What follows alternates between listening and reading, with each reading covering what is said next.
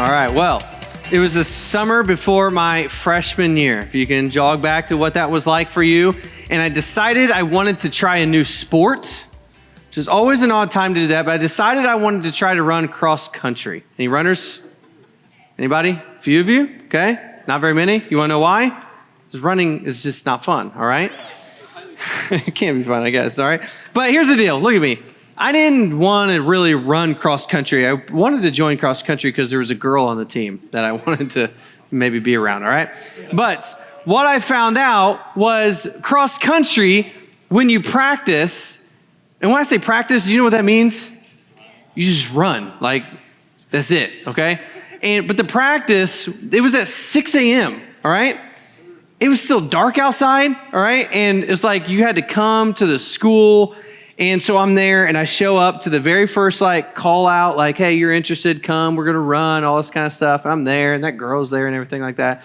And so we start practicing. And well, again, we just start running, okay? And so we start running and we just keep running, right? I've never done cross country before, right? I just figured it's like, just run for a little bit, you head back, get some water, you call it a day. No, they ran way more than I ever would want to run. And every time I thought, surely we're going to turn back because if we go down that road, it's just going to take forever. No, we just kept running and running. Well, I finally made it back to the school, right? And by the time I made it back there, I hated running, okay? I just hated it. I was done with it. And I never went back. I quit.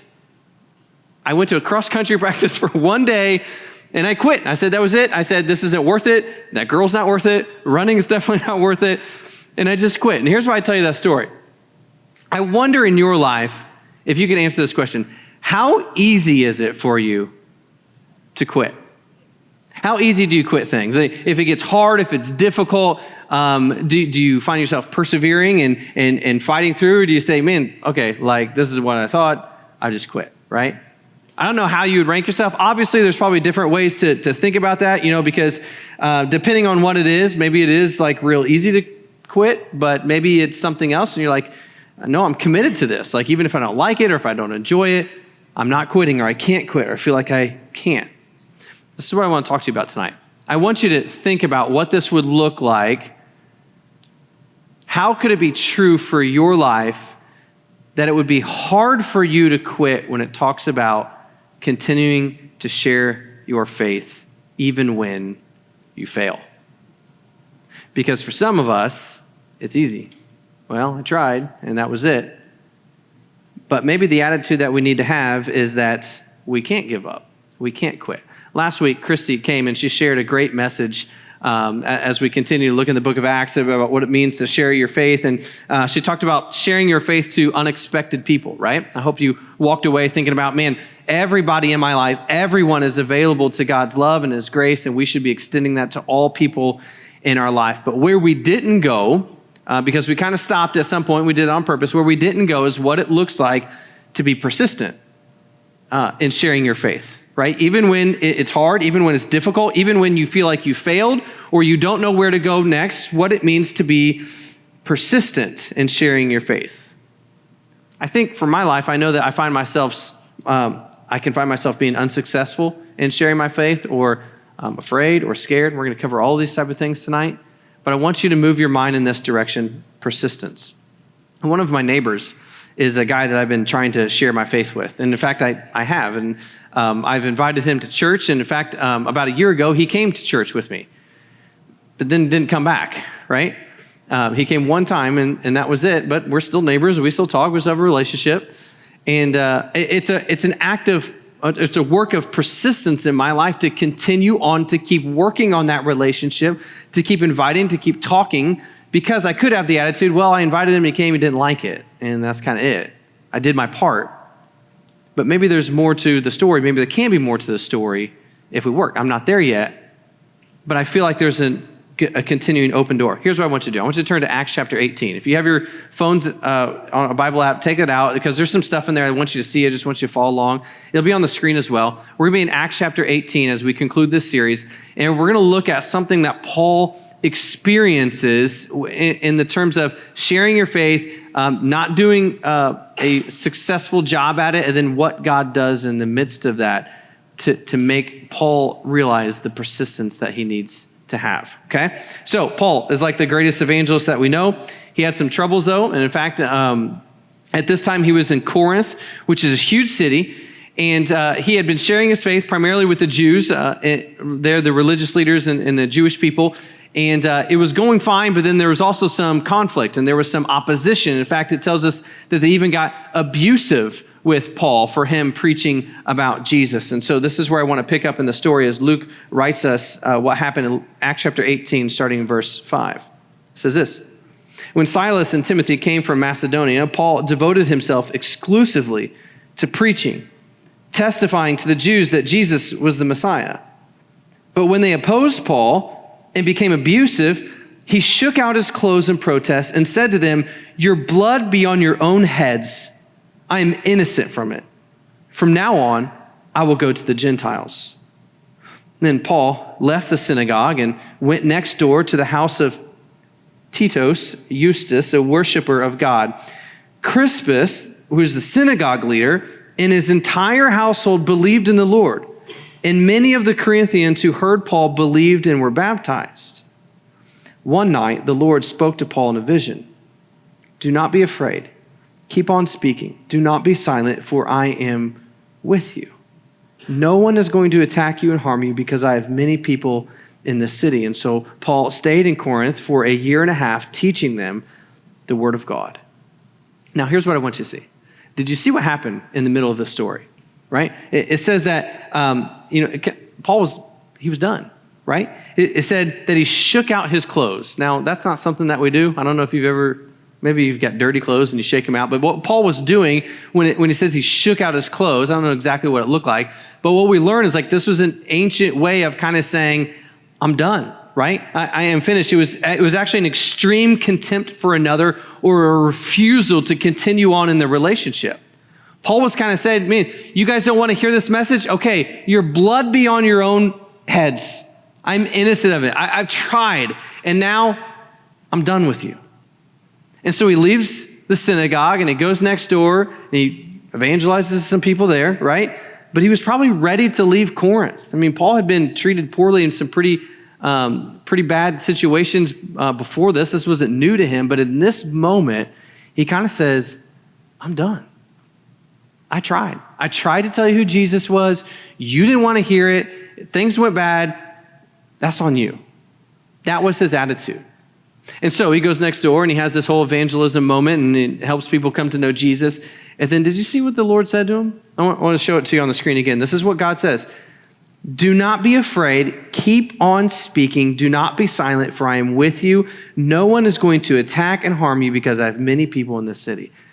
This right here changed Paul. It changed everything for him in this moment because this word from God changed his perspective. In fact, Paul stayed for another 18 months in this city of Corinth, even though he had shook his clothes and kind of said, I'm done with you, right? This interaction that we can see from Paul, the Lord, the people in Corinth can teach us a couple things about what it looks like to be persistent in our faith. That's what I want to show you tonight. So no matter if you are talking with your family or with your friends or unexpected people, strangers, you want to share your faith, pass on your faith to someone else. Here's what we're going to learn from this text tonight. The first one is this: don't be afraid to pass on your faith. That sounds simple. It really is simple. But here's what Paul was told by God. He said, don't be afraid. Why? Why should I not be afraid? Because I'm with you. It's a very simple truth, right? But here's the deal. Over 100 times in the Bible, we see this type of principle. Don't be afraid. Fear not. Don't be afraid. Fear not. God says this over and over and over. In fact, there's about 500 different references, if you go outside of just that phrase, about not being afraid because God is sovereign. God is with you. God is there. He's in control, right?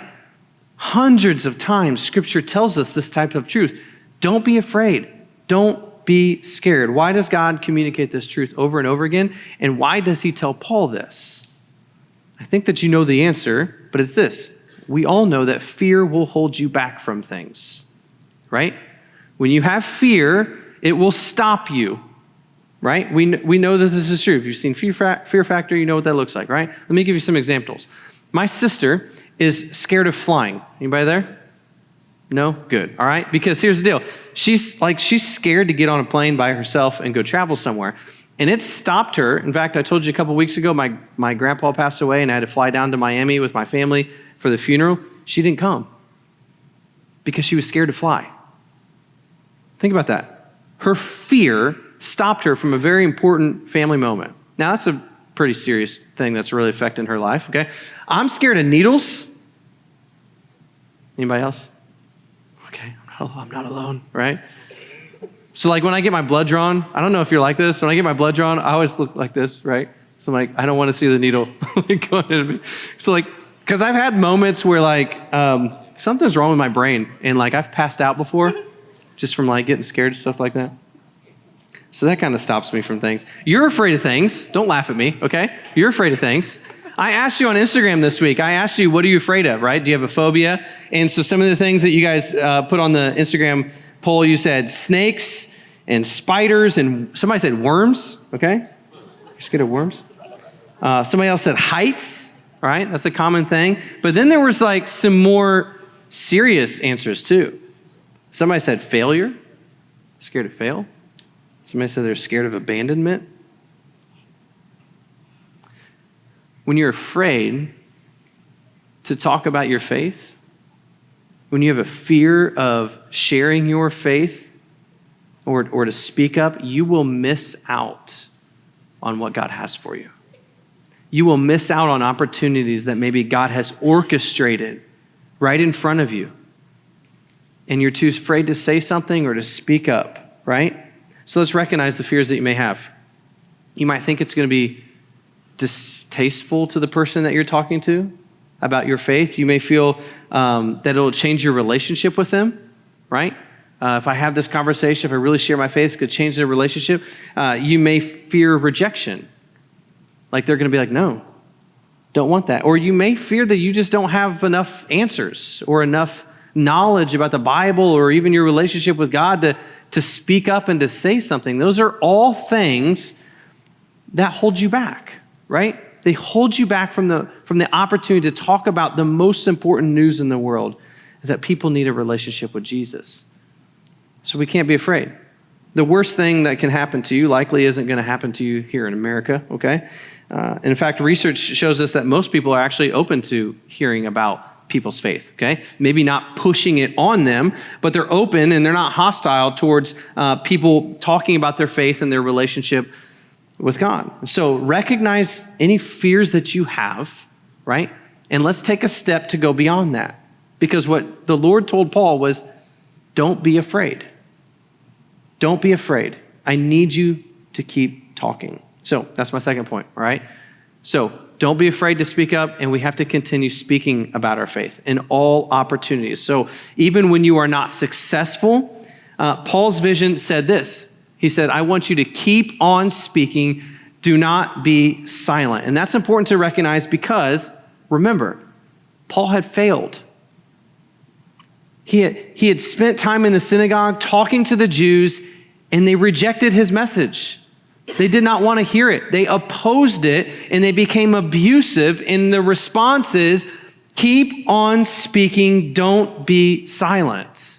I kind of get this vision, or like a feeling that in this vision, that, I mean, if we were to think about it, it's like God's like this, like in the corner of, in a boxing ring, and the boxer comes back, and it's like, come on, keep fighting, don't give up, right? Keep punching, keep swinging. You got this, you can do this. This is what God's doing to Paul in this moment. Man, you got this. Don't be afraid. Keep on speaking. Don't be silent. You've got this. I'm here. I'm with you.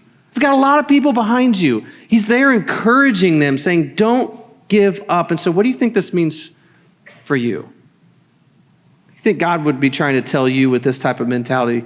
Because sometimes I think, and I've been there, so I've felt this too, where I've had that like, oh, well, I invited them to church, but they said no, so like they must not be interested. We kind of wipe our hands like, I did my part, right? I mean, that's what evangelism is. Did you invite them to youth group? And they didn't want to go, or they're too busy, and so I probably just won't ask them again. That's like the exact opposite of this attitude that he says. Basically, God is saying, oh, they didn't believe? We'll keep talking. Keep speaking. I've got you. I'm here. I'm with you. Romans chapter 10, verse 17, Paul also writes this. He says, consequently, faith comes from hearing the message, and the message is heard through the word about Christ.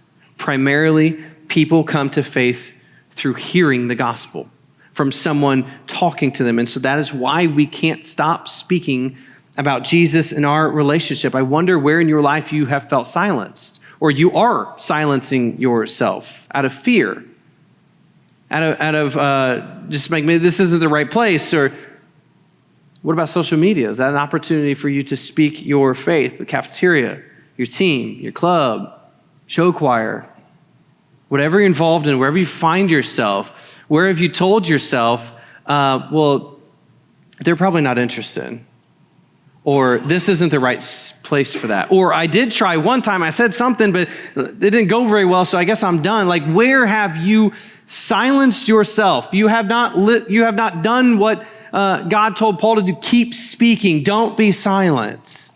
I want to challenge you just to think about where that is in your life. So here's the last thing I want you to see. And we'll do this in just a few minutes. This is so simple. Believe that God is with you when you share your faith, okay? Nothing that I've told you tonight is like, oh my gosh, I've never thought about that before, okay? So I recognize that, okay? But sometimes we forget this truth. Believe that God is with you when you share your faith. You see what he told Paul, right? We saw that. For I am with you, right? That's why I don't want you to stop speaking. That's why I don't want you to be quiet, because I am with you. When you believe that God is with you, you will get bold, I think. It's the reason that David stood up to Goliath, right? Not because he believed that, well, I could beat this giant even though everybody else is scared. No, he believed that God was with him. It's the reason that Gideon shrunk his army from 32,000 soldiers to 300 and then went into battle. Why? Not because he was some genius battle leader or anything like that. No, he believed that God was with him. It's the reason that Jesus tells us to build our life on the rock, because that is where he is. He'll be with us.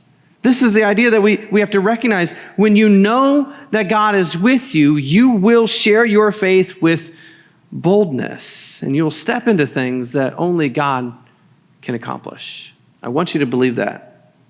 Here's what I want you to listen to. I want you to listen to these words, and you've heard them before. It's the Great Commission. But just listen.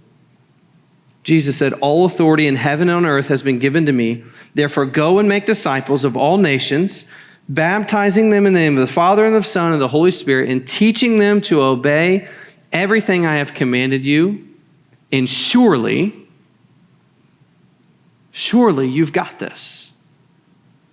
Surely you know the words to say. Surely, what's he say?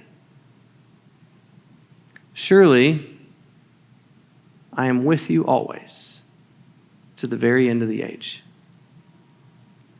He doesn't put it on you or how eloquent your words are. He says, I want you to share your faith. I want you to tell people about the Messiah. And I want you to remember, I'm with you. He's with you. He's for you. You should know that ultimately, because we know what Jesus has done for us on the cross. He's given his life for you. He's given his life for everyone that you know. We know that this is true. I am with you. Fear doesn't have to win this battle in your life. I recognize how difficult this is, okay? You're a teenager. You're figuring things out. You have a lot of self-consciousness about like what people think about you. I recognize all of that. But here's what I'll tell you. There are some things that go beyond all of those things. Let me tell you how I know this is true. When I was in high school, and I've told this story before, so if you pay attention, maybe you remember. When I was in high school, I had the opportunity to baptize my best friend. His name was Danny.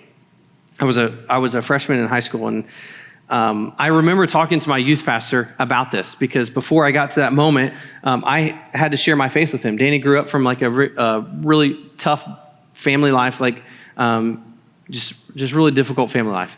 And I was afraid.